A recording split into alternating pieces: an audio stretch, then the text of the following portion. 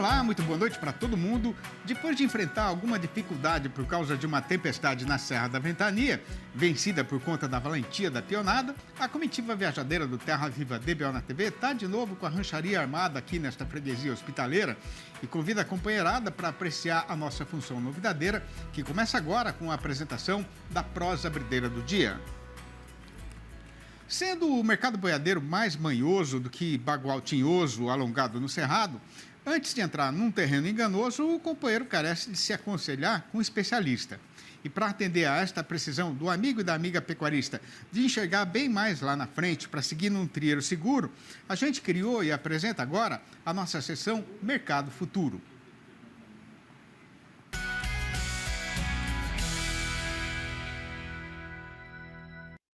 Olá, amigos do canal Terra Viva, aqui quem fala é Douglas Coelho, eu sou zootecnista e sócio da Radar Investimentos.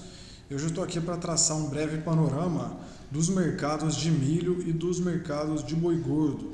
Bom, pelo lado do milho, a gente tem visto uma volatilidade grande por parte do câmbio, a gente tem acompanhado essa fase de transição da política, isso trouxe uma volatilidade não só do câmbio, mas também dos juros. Isso impactou alguma intenção de negociar nesses últimos dias, mas o ponto que chama bastante nossa atenção é o atraso da colheita da safra verão em relação ao ano passado. De acordo com dados da Conab, esse atraso até a semana anterior foi de 37 pontos percentuais, né? Se por um lado as chuvas volumosas que a gente teve em janeiro de 23 foram extremamente benéficas para a quantidade de água no solo, formação de grãos, né, e desenvolvimento das lavouras. Por outro lado, essas chuvas também refletiram no menor ritmo de trabalho nos campos e na medida em que o Laninha deve perder força nas próximas semanas, a nossa expectativa é que essa colheita da safra verão ganhe corpo e traga mais cereal para o mercado. Hoje em São Paulo, nas principais praças que negociam o milho, essa cotação do milho está mais próxima de 85, 85,50. Bom, olhado pelo lado do boi gordo, essa semana foi uma semana construtiva, um movimento positivo das cotações da carne no atacado continuou, né? A gente teve uma carcaça aí mais próxima de 18,70, com negócios até em R$19 aqui em São Paulo, justamente em função do enxugamento dos estoques e de uma maior preparação das vendas do varejo, seja para o carnaval ou para a volta das aulas das universidades e das crianças. Pelo lado do boi gordo, quando a gente olha pela oferta, essas chuvas de janeiro também têm reflexo em fevereiro. Por quê? Porque o pecuarista tem uma condição de pastagem muito favorável agora, diferente dos anos anteriores. Então ele não tem pressa em vender esse animal terminado, já que o custo de manter esse animal no pasto é baixo e o animal está com uma boa condição corporal. Então ele consegue cadenciar um pouco mais as vendas. Isso fez com que a indústria chegasse a pagar preços mais firmes, ao redor de R$295 e R$300 aqui em São Paulo. Bom, pessoal, essa é a mensagem que eu gostaria de passar para vocês. Contem conosco aqui da Radar Investimentos e um forte abraço. Até mais! Depois de fazer a inspeção no galpão onde ficam guardados os insumos usados na mantença e no sustento do gado, para ver como foi o consumo, a gente passa agora aos companheiros um resumo da condição em que esses produtos estão sendo negociados no mercado. Olá a todos, Felipe Fabre, zootecnista, analista de mercado aqui da Scott Consultoria, e hoje nós traremos um panorama quanto à situação das principais culturas no mercado brasileiro. Para a soja, a Conab apresentou aí uma situação de 15,4% das lavouras já colhidas até o dia 13 de fevereiro, um atraso de 9,6 pontos percentuais em relação à safra 21-22, considerando a média nacional. Destaque para Mato Grosso, onde atualmente 40% já foi colhido, contra 60% na última safra. E no estado, o que tem impactado o ritmo de trabalhos está relacionado a um excesso de chuva nos últimos dias, principalmente aí ao longo do mês de janeiro e fevereiro, que vem atrapalhando o andamento dos trabalhos a campo. Apesar dessa situação em Mato Grosso, a expectativa com relação à produtividade, segundo o IMEA, deverá aumentar com relação ao previsto em janeiro de 2023. Hoje estimamos aí 60,4 sacas a serem produzidas por hectare no estado, contra 58,5 estimadas em janeiro de 23. Então, esse volume excessivo de chuva que nós sentimos até o momento não impactou negativamente a produtividade no estado. No Paraná, o clima mais seco ao longo da última semana acabou favorecendo o ritmo da colheita no estado, mas apesar deste incremento na comparação semanal, hoje nós temos 4% colhido contra nada há uma semana atrás, apesar dessa melhora no ritmo, na comparação anual nós temos um atraso de 9 pontos percentuais. No ano passado, 15% da área paranaense já havia sido colhida até o momento. Por fim, olhando para o mercado de soja, no Rio Grande do Sul nós temos o pior quadro com relação à safra brasileira de soja. A colheita ela ainda não teve início no Rio Grande do Sul, nós temos inclusive algumas áreas ainda sendo semeadas no estado, mas o que preocupa é com relação ao desenvolvimento das lavouras, que em algumas regiões do estado até 20% de produtividade pode ter sido perdida em função da forte estiagem que tem afetado o estado até o momento.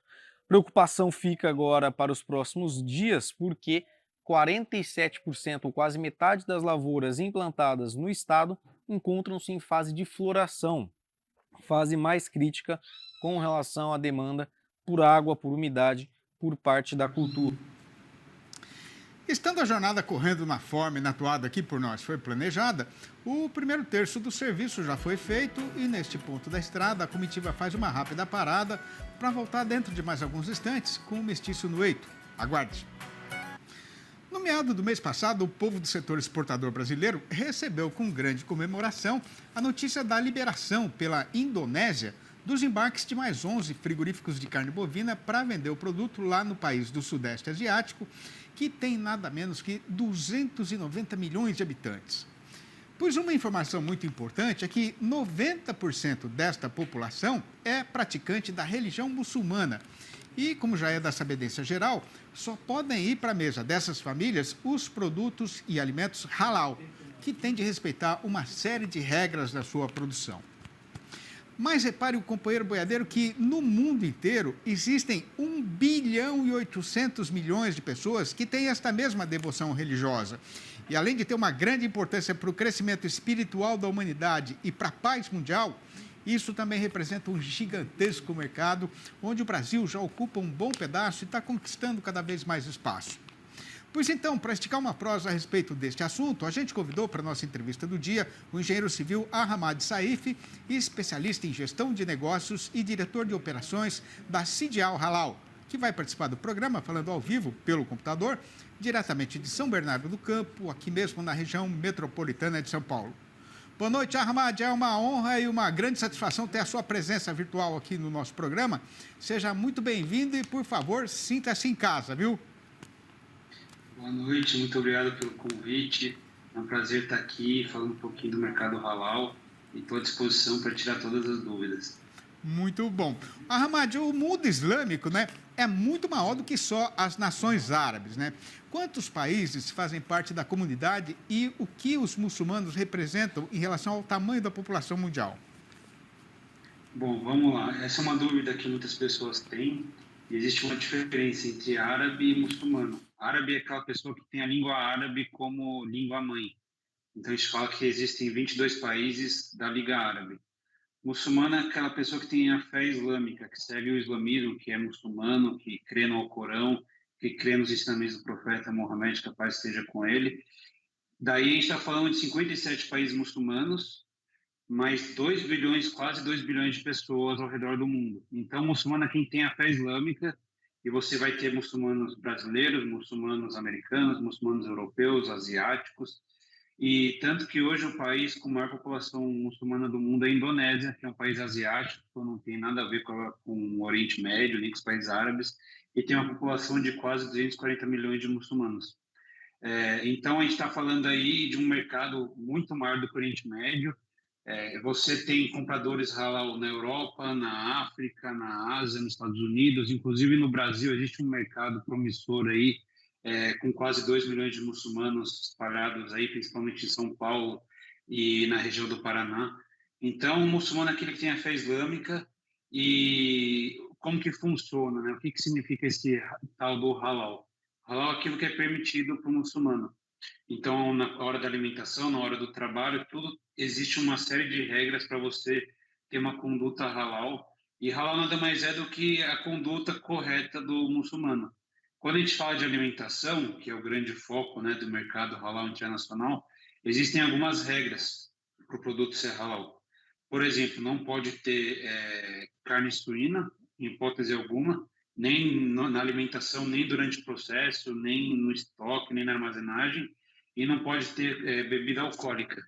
Agora, quando a gente fala de carne de boi, carne de aves, existe todo um ritual a ser seguido para a carne ser halal. Então, tem que ter uma degola específica, o animal tem algumas condições de saúde para ele ser considerado halal, ele deve ter um abatedor muçulmano fazendo o processo. Então, halal nada mais é do que aquilo que é permitido para os muçulmanos, que é diferente de árabe. Ô, Hamad, e para o mercado em geral, né, como é que é feita a certificação dos produtos halal? Bom, então, a certificação halal hoje, além da parte religiosa, é muito focada na parte de qualidade, segurança de alimentos, sustentabilidade também.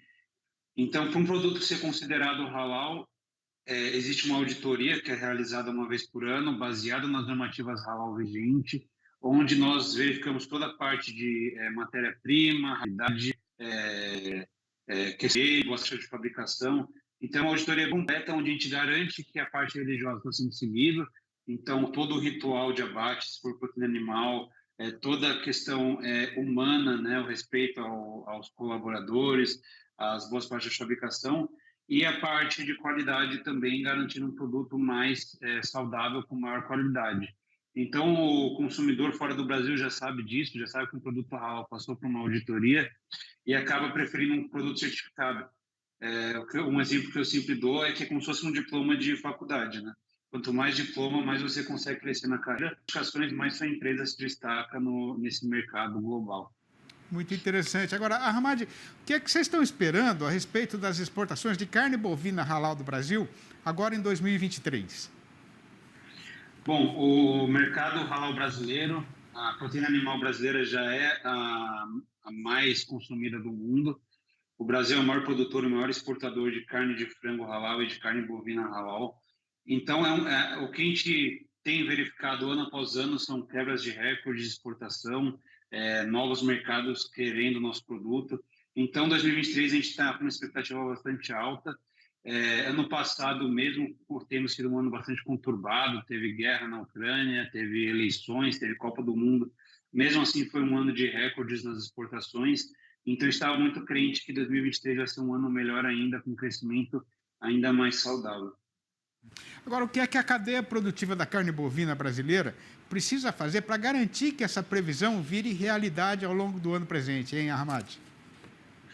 Bom, a gente já tem algumas grandes empresas consolidadas no mercado halal, mas tem muitas empresas menores que ainda não exportam para aquela região, que não conhecem o mercado, que não sabem como fazer. Então, a gente vê muita oportunidade para essas empresas de médio e pequeno porte começar a entender o mercado de exportações e qual que é o direcionamento que a gente sempre dá, né?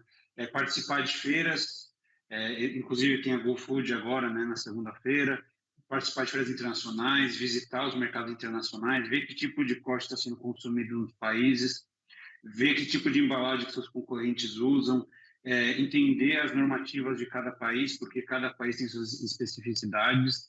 Então, a gente vê muita oportunidade. A gente fala aí, num estudo que a gente fez, de mais de 100 frigoríficos que não estão habilitados para exportação ainda. Então, tem muita oportunidade para os pequenos e médios. E você tendo a certificação halal, tendo uma equipe qualificada de exportação, tendo relacionamento com o mercado, você com certeza vai ter um ano bastante promissor. Muito bom. Hamad, muito obrigado pelas suas informações muito precisas, né? Esse mercado efetivamente é muito interessante, a gente tem certeza que a gente ainda vai crescer muito nele. E a gente aqui no Terra Viva é parceiro, viu? Sempre que tiver alguma novidade aí na cidade halal, você chama a gente aqui para a gente prosear um pouco mais. Obrigado pela participação, um grande abraço para você e até a próxima. Eu que agradeço, até a próxima. Contem com a gente. Obrigado. Pelo que já se conhece dessa estrada, a primeira metade da jornada já foi percorrida e, para não judiar da boiada na parte derradeira, a gente faz aqui uma parada ligeira para retomar ali da marchadeira em instantes, quando então a discussão vai ser a respeito do caso passado no mercado do boi gordo, que tem hoje a seguinte manchete chamadeira. Com a charanga violeira abrindo a batucada, levantando poeira na estrada e avisando o arraial que já chegou o carnaval, a nossa Praça Boiadeira também entrou na animação e o carretão embicou outra vez na subida do estradão. O Terra Viva DBO na TV volta já. Aguarde. Com o mercado querendo recuperar o viço e o mestiço engordado, estando já apartado e esperando a sua hora, a gente pega agora no serviço de fazer aqui a recitação do noticiário e do nosso comentário a respeito da situação geral do comércio boiadeiro e do que está sendo falado da arroba e da sua cotação atual.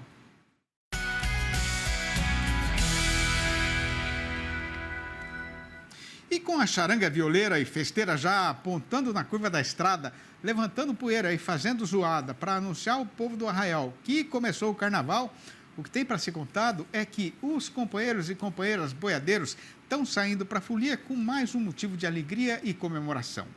O caso que tem para ser contado é que, como todo mundo viu, praticamente no Brasil inteiro, nestes dias derradeiros, a demanda por carne aqui no nosso mercado caseiro melhorou substanciosamente.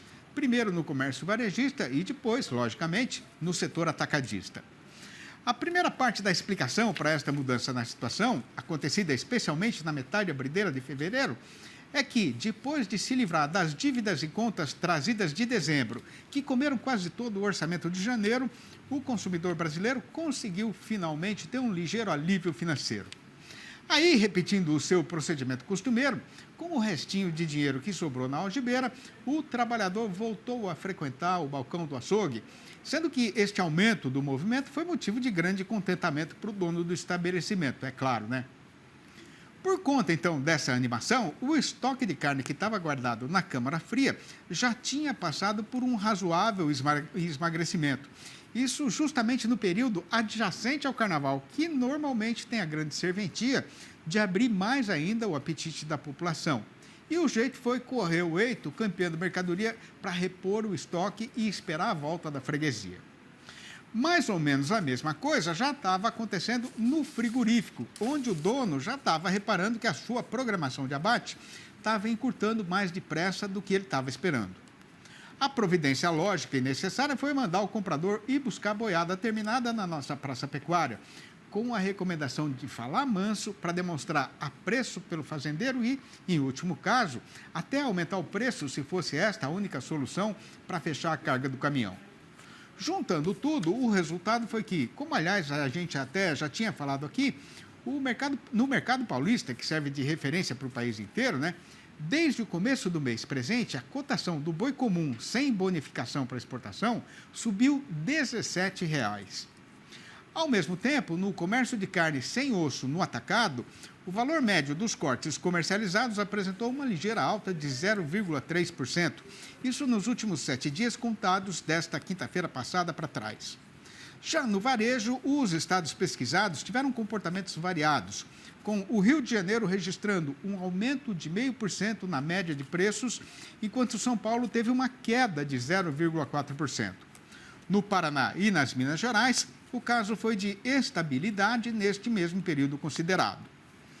A questão agora é de prestar muita atenção no rumo que o carretão vai tomar no estradão a partir da próxima quarta-feira, depois que a fantasia virar cinzas e o Arlequim e a Columbina tiverem de voltar para a rotina.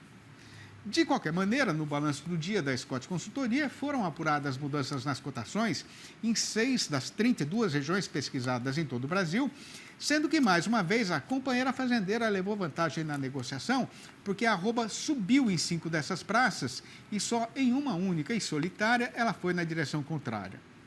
A lista das arribadas foi encabeçada pelo Triângulo Mineiro, onde a alta foi geral, com o boi indo para R$ 256,00 e a vaca para R$ 246,50, a prazo e livre do Fundo Rural. Em Campo Grande, a capital de Mato Grosso do Sul, o macho melhorou para R$ 261,00. Em Três Lagoas, o boi avançou para R$ 259,00. No estado de Alagoas, o macho foi reajustado para R$ 287,50. Em Goiânia, a capital do Goiás, o boi foi para R$ 252. Já no sul goiano, a vaca foi derrubada para R$ 236,50. A tia Sinhá Maria queria tanto um jacá de canto, mas, para o seu desencanto, no armazém da freguesia, ninguém nem sabia onde se poderia achar essa mercadoria. Foi bem nessa hora que chegou lá de fora a senhora Dona Alzira, moradora do sítio da Tiquira, mulher de grandes sabedências e conhecedora da vida e da lida do povo caipira das adjacências. E contou que o Zito Ribeiro, balaeiro de competência reconhecida no trecho, poderia dar conta da incumbência de fazer para ela esse tipo de apetrecho. E o amigo boiadeiro, violeiro, dançarino de catira, canturino, ou que mesmo não sendo nada disso, tem gosto e admiração pelo nosso jeito de falar e de versejar, fique devidamente saberizado que essas prosinhas rimadas que a gente recita aqui todo dia no fechamento da nossa apresentação estão todas ajuntadas e publicadas nos 4 livros da minha série Versinhos de Caipira, que já deram 3 voltas e meia no sertão brasileiro. Para quem quiser saber como fazer para comprar um exemplar ou logo a coleção inteira, eu peço o favor de ligar diretamente para mim, no meu telefone particular, que é o 11 98224 1807. 11 98224 1807. Ou então mandar um e-mail para sidneymacio@uol.com.br ou ainda achar meu nome lá no tal do Facebook. E depois da recitação do verso do dia, a gente faz agora a cortesia ao povo desta freguesia e termina a função. Mas já deixa prometida uma nova apresentação do Terra Viva DBO na TV para segunda-feira, às 6h30 da manhã e às 7h25 da noite. Um abraço, um excelente final de semana para todo mundo, um ótimo começo de carnaval e até lá então.